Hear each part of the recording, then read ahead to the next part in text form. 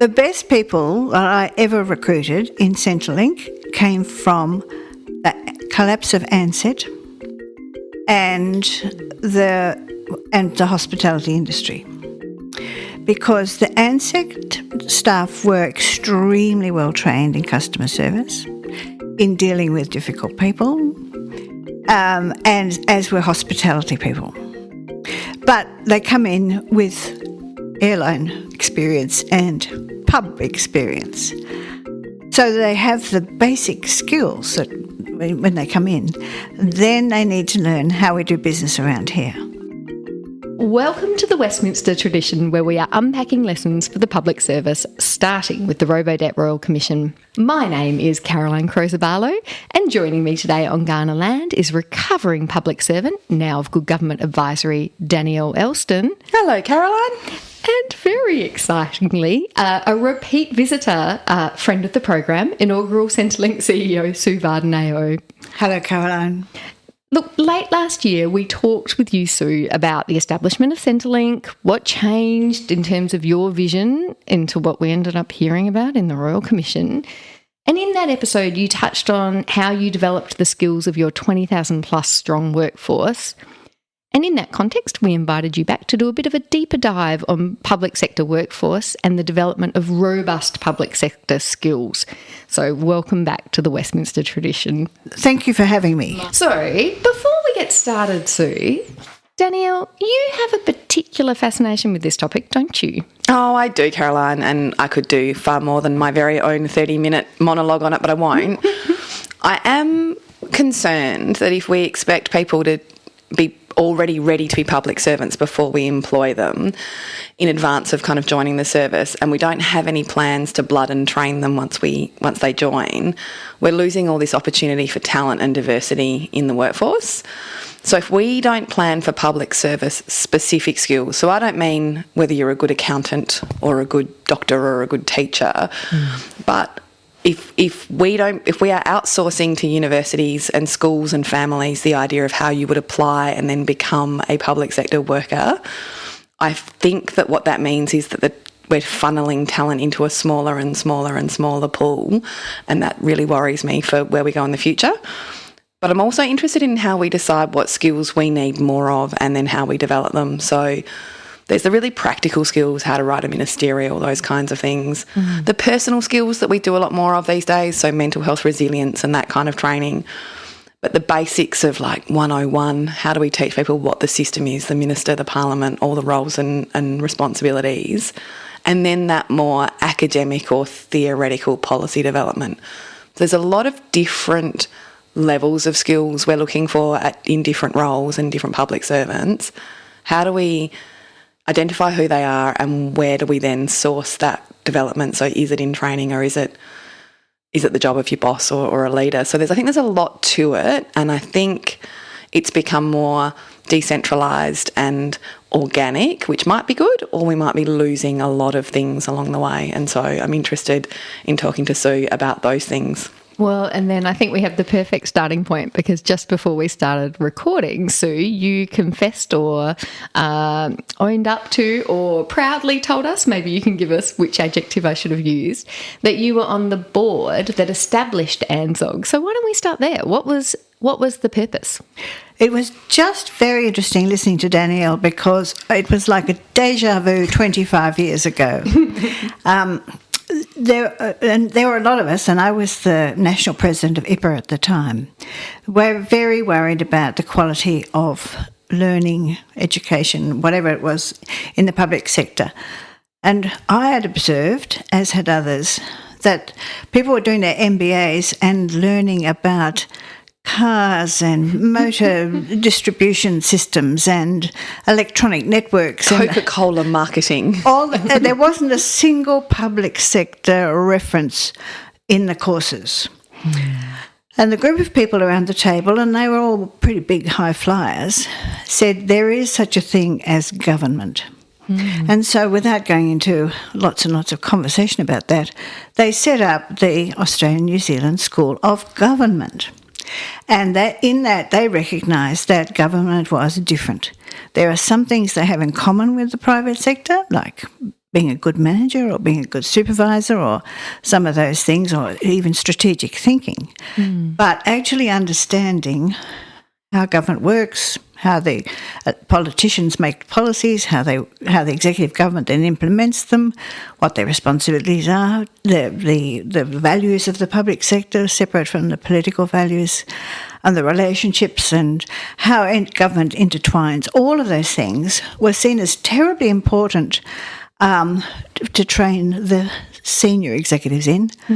But what about the rest of the people, the rest of the thousands and thousands of other public servants? And so ANZOG established the principle that there was such a thing as government. People had tried before, but that was, I think, the most significant moment in the history of things. Yeah. Then the question was, how do we pass that down? And? Well, I've always had a passion for it, so I can only really talk about myself. But you can divide knowledge up into various things. Firstly, there's operational knowledge, which is how do we do things around here? What are the rules about distributing a pension? Yeah. Now, I found most of the rules were in folders that were out of date.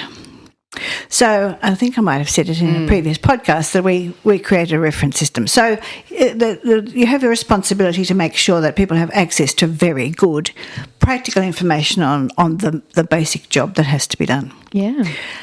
Then there's the creation of the knowledge of how it is to manage an office or to create a program, the next level up from a direct service, and how you do that and how you make the most of the skills and talents of your people.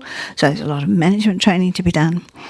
But there's also what I called sort of a line of sight. I wanted the first line people, who were always, for me, the most important, to be able to see that they had a career path. And so we created a whole set of intersected circles of where you could go inside this organisation and outside.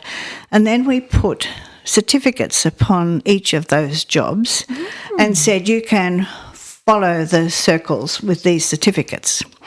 And I couldn't bear unaccredited learning. I'm absolutely allergic to it. Because most people don't even write it down. They did 3 hours here or 2 hours there or 5, and they don't bother to write it. And I said, everything that we're teaching you or want you to know inside the organisation has a value, and that value should be able to be accredited and then articulated. And those two notions were extremely important, but it had to be done in a way that society recognised it. So it had to be done through an RTO. There's no point in creating your own certificates if nobody believes them. So there wasn't a TAFE college or anything else that I could get all my courses in. They weren't all that interested. So what I did is I brought TAFE into us. Oh, wow. And brought in a wonderful woman called Margaret Hamilton, who was just outstanding. And she created what was really a virtual college, but it was a proper RTO. And we designed courses for everything. So apart from the sort of the basic learning of your knowledge, it was everything else that you needed to know, including what does it mean to be a public servant. I went around to some of my people and I said, you understand you're a public servant? And they said, no, we thought we were in the private sector. And they believed it. They thought Centrelink wasn't a government agency. And I got a bit of a shock. So I thought it's terribly important. This is this question about what is government and how you do, and we realised that there was a hole in it. Now I can't remember how Margaret filled that hole, but I do know that people did understand after that they worked for the government and what the responsibilities were, and sometimes people pass judgment on the people that they were serving, and I said the public service has a set of values. So we had to do values training. We created our own values, but we also understood there were public sector values. And so we had lots of conversations about what it meant to do business inside our organisation. And much to the union's distress, I used to say, look, working here isn't compulsory. If you don't want to do things the way we want it to be done, go and find a job somewhere else. And I wasn't being nasty. I was just saying there are rules about learning and values and how to behave and what it means to be a public servant.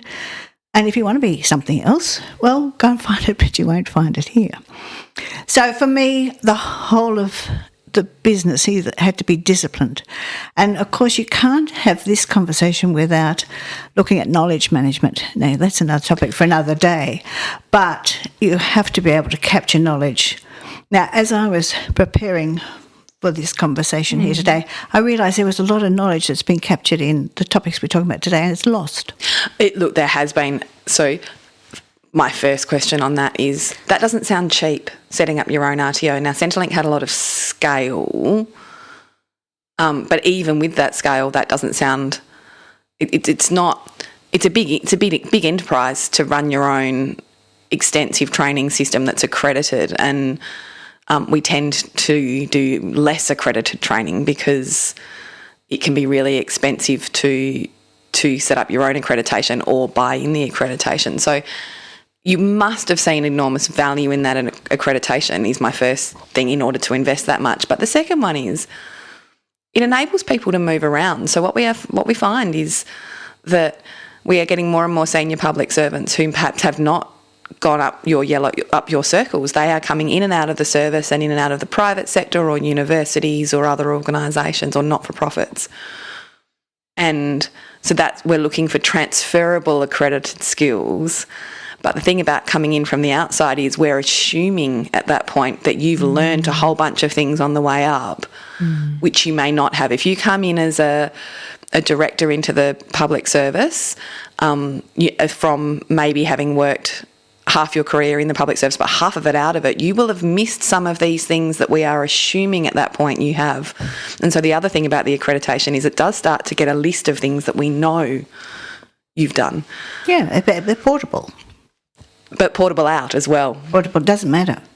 I used to say to people, spend some time out, bring the ideas out. But public service shouldn't be locked in a metal case, There should be a flow of ideas, and you either send your people out to experience things outside, or you let them go for a while and let them come back, or you bring people from the private sector in to talk to them. And anyway, flowing and porous borders is really something that I'm very interested in. How did you go about getting people to take it seriously? Because I can imagine that there's a cultural change required in your organisation to prioritise and for people to think it is valuable to do this. Like, how did you do that?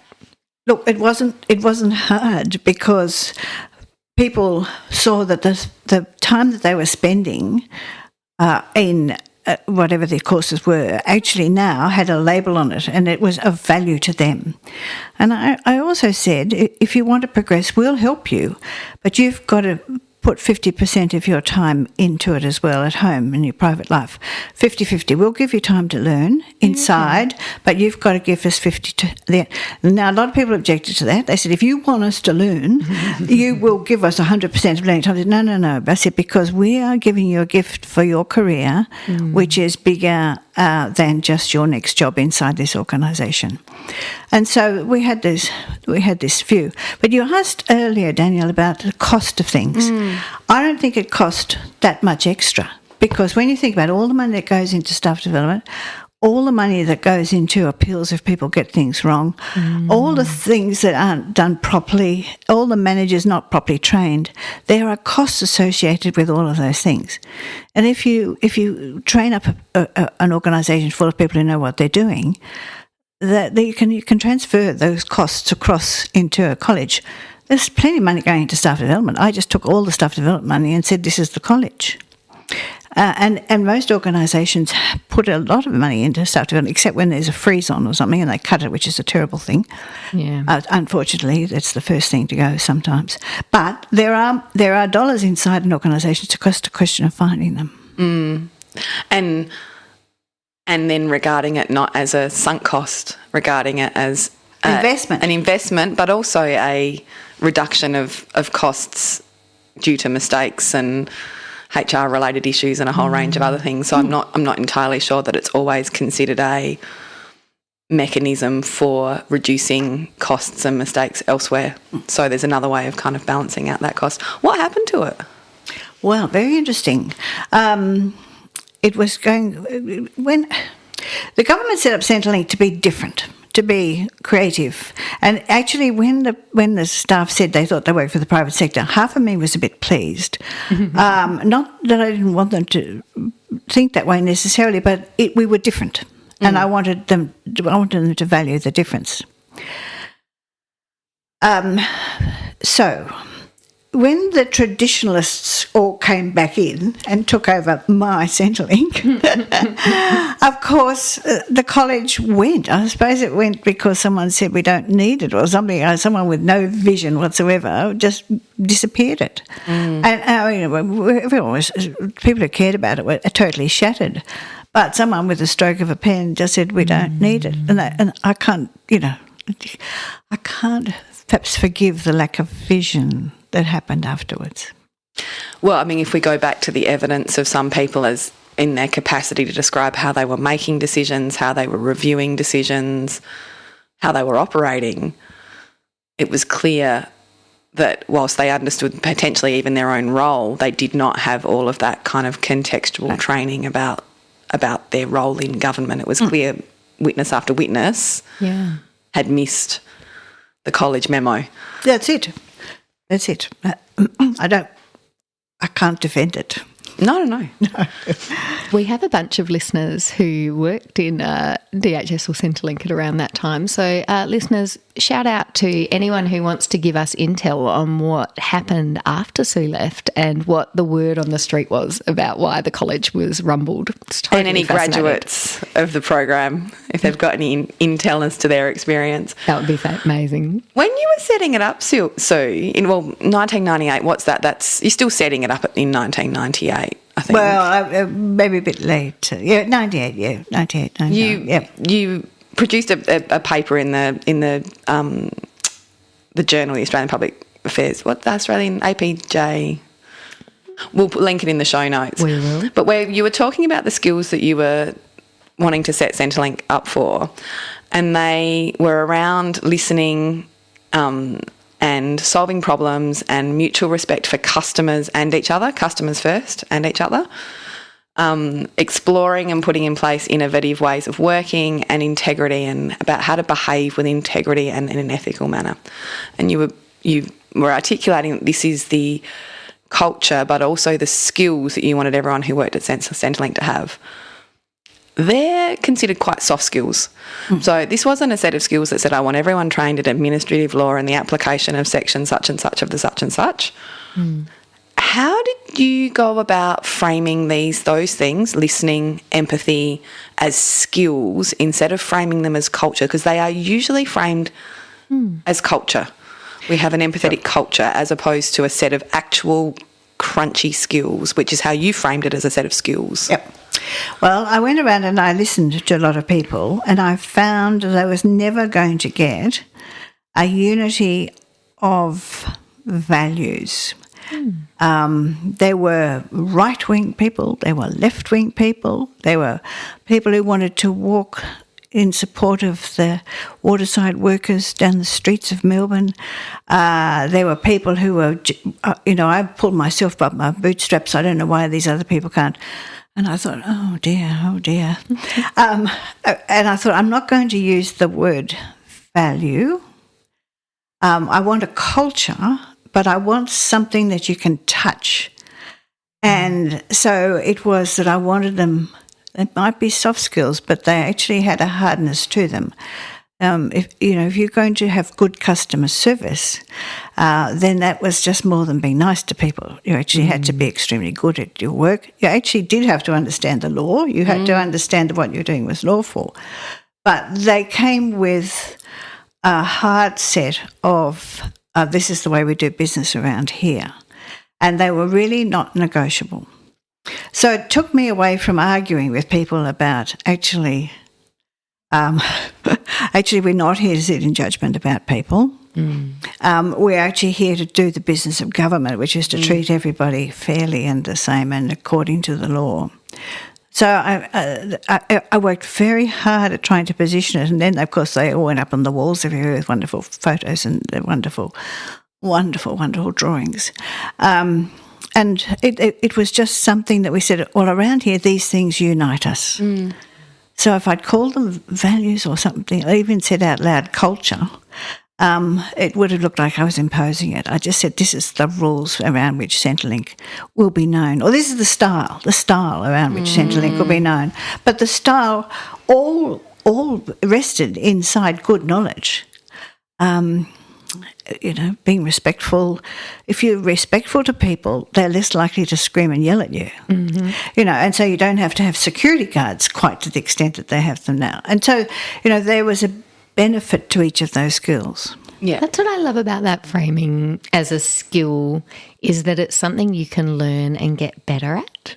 Like I was talking with my part of my family are in small business, and I was talking about some of the best training I've ever done is like the kind of difficult conversations. I can't remember what it's called. Anyway, I think it's called something like difficult conversations. And I just think there's something about framing it in that way. It's a style, it's a thing we do, and it's a thing we practice and do more of, not just something we're naturally kind of listeners or we're naturally good talkers. I think that's really important. Well, one of those things was exploring. Now, that was a word that I picked up from one of the people, and I said, what would you like it to be? How would you like it to feel working in this organisation? And they said, we'd like to be able to say we could explore things. Now, that was a fantastic word because it meant different ways of doing things, improving yourself, thinking outside the box. But it was a word that people could relate to. None of those words I used are governmenty sort of words. No. And none of those words I used were sort of trendy words. They were words that basically came from the people I spoke to. We did cultural surveys and discovered terrible things, but I won't talk about that before I came in and after when I first started. So I said, what are those outpost words that I can have that everyone can, as I said before, everyone can hook into and identify with? But they were common words, and I found them from listening to the people I was talking to. I said to myself, don't use any jargon. Absolutely. And I imagine all these Centrelink workers in kind of Antarctic, I saw explorers like with staffs and sticks and It gives permission. that was the visual picture I got when I saw that they were given permission to explore, and it's a word that has a lot of movement to it, doesn't it? Like you having a look at things. So I was having a conversation with a CE recently, and we were debating about how much being an excellent public servant can be taught via systems and training in a formal sense instead of learning on the job. And that most people can recount their boss that taught them the most. They can say it was this one and they taught me how to chair a meeting, whether it was by watching them or explicitly them giving me feedback.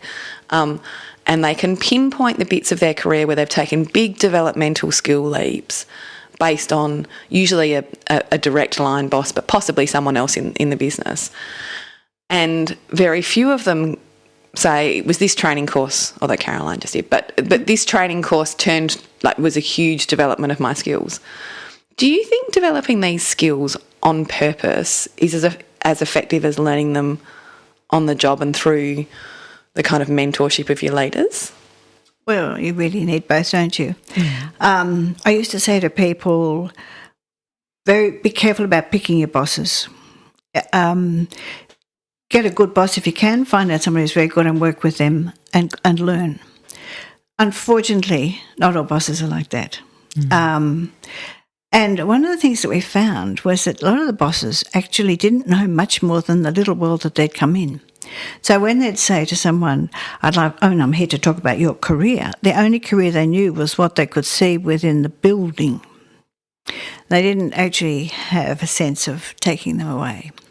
Outside they were where they were.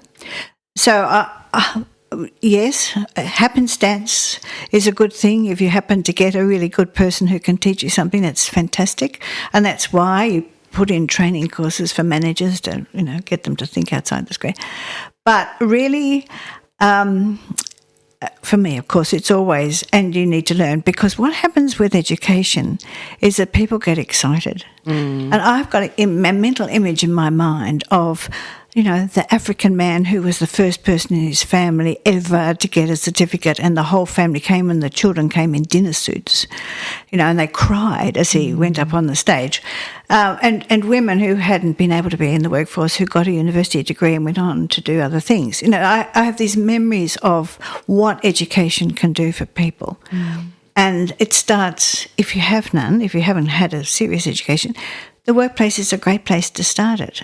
And so a lot of that learning should also be available in conversations with other people, because if you do a course, you cross-fertilise. Lots of other people are there as well. And then if you can get out of the courses inside your organisation, go to a university, then you get even better, cross-fertilisation. So it's a step. But you do need good inspired leaders to give people hope. And I wished that everybody would be like that. So effectively, what you're saying is that the formal structures take away a little bit of that lottery of life part of it. Yep. Which is it's a real equity measure, which is you don't have to be in so-and-so's team who spends a lot of time developing their people and is very good at it in order to have opportunity. That the formal structures mean that everyone gets an opportunity to move up through that rank instead of it being so random and luck-based. And I think that probably leads me to where the other part of it, which is I was never actually a huge fan of formal training, and it might have been just poor quality or less fun or when I was younger in the public service. But something I've been thinking more and more is that without them, we're relying on people coming into the public service ready-made. If we're not going to do it ourselves, so even as a kind of junior project officer, a service officer of some description, customer service officer, the expectation is quite high even through recruitment now, insofar as how much you have to demonstrate you understand the system from an application perspective, even just navigating the application. Writing those applications with the ridiculous way that we require them to be written is a skill we expect people to have. So we're funneling out a huge amount of talent. And so to navigate the system to get in some ways you almost need already to know enough a bit about the public service. So you might need a friend or a parent or a cousin who helps you learn the language to respond to some selection criteria or answer questions in an online kind of process. If we only buy ready-made public servants and we don't build them ourselves, are we missing out on the best possible future leaders? I cannot defend the present practices of the boring public service that I see. The best people that I ever recruited in Centrelink came from the collapse of ANZET and the hospitality industry. Because the ANZET staff were extremely well trained in customer service, in dealing with difficult people, and as were hospitality people. But they come in with airline experience and pub experience. So they have the basic skills that when they come in, then they need to learn how we do business around here. Now, there are still opportunities for very good people to join the public service, I know, because they're recruiting hard for frontline workers at the moment. And I'm not sure that they have to jump through quite as many hoops now for the frontline workers. But you can't just take somebody off the street. And you can't assume. It is the absolute responsibility of the industry, that is government, to make sure people understand how to do things and to do them to the best that they can. I mean, you wouldn't expect the private sector to behave quite that badly necessarily. I hope so. I don't know. Can't speak for them. But certainly the public sector owes it to their new recruits to train them in the job that they're expected to do. And to promote the skills that they have. There's no question about that. So that covers the issue of kind of how we bring people into the public sector.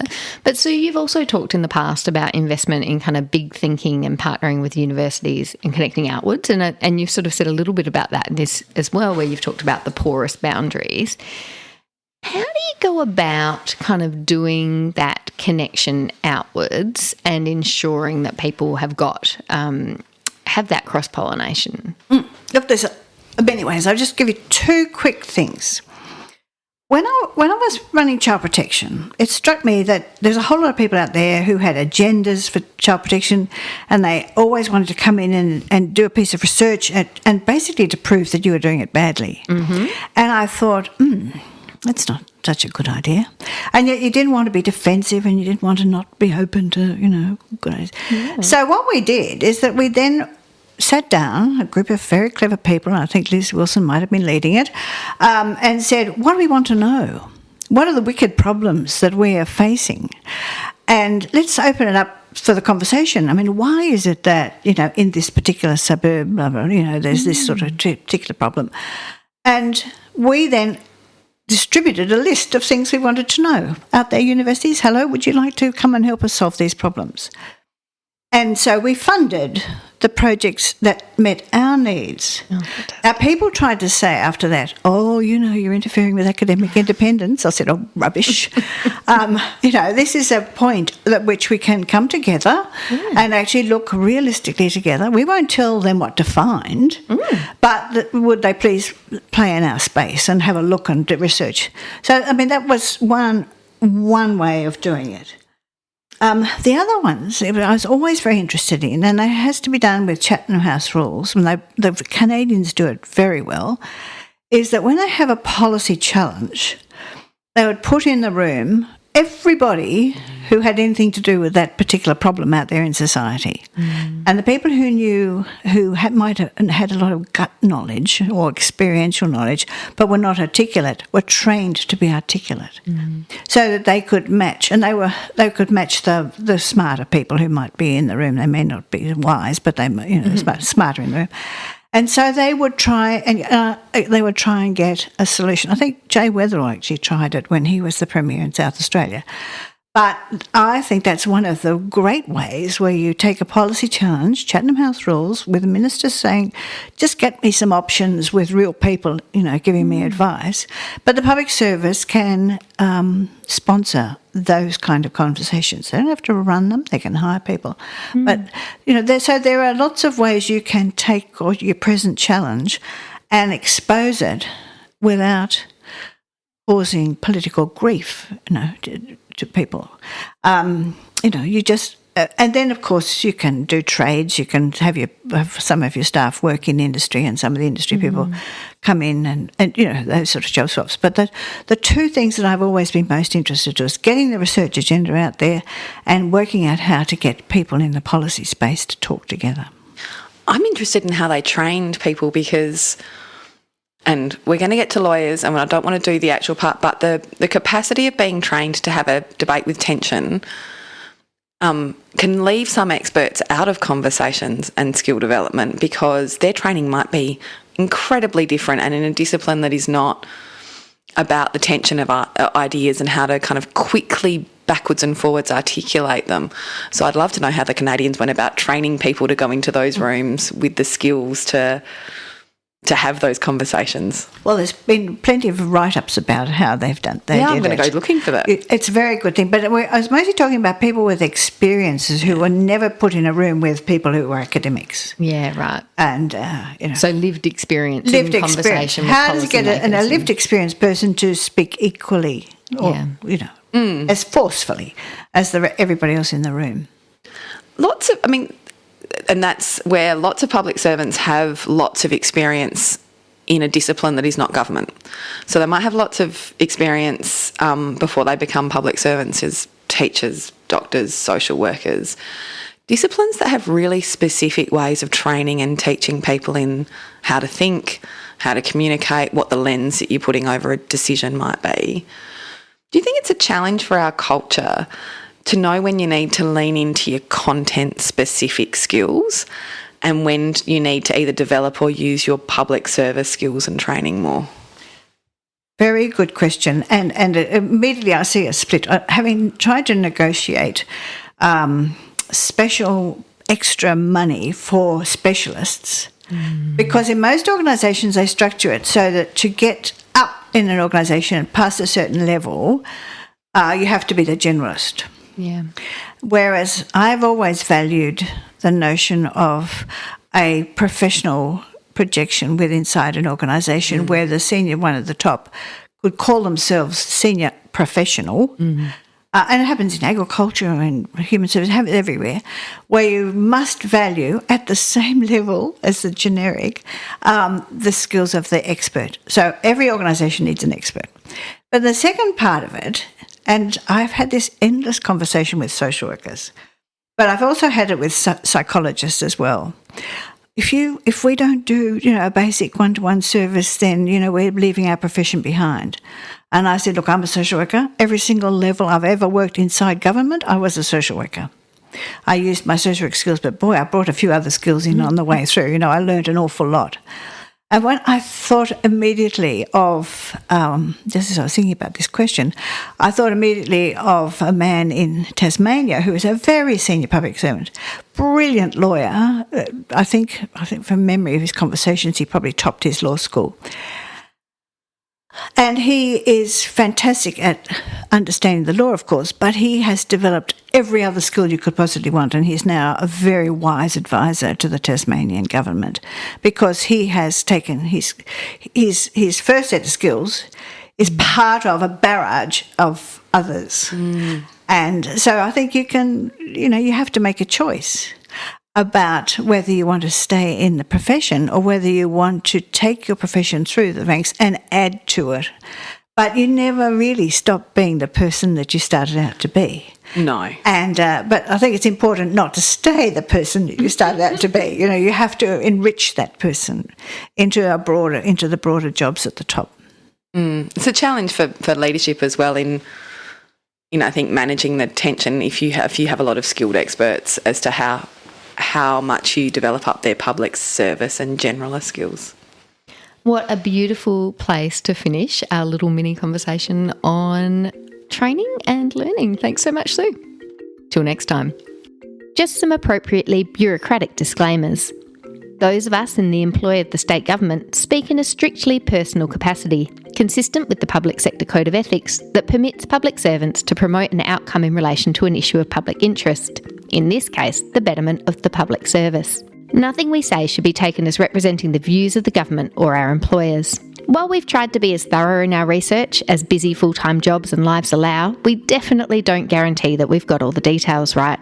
Please feel free to email us corrections, episode suggestions or anything else at thewestminstertraditionpod@gmail.com. Thanks to Pampot Audio for our intro and outro music. Till next time.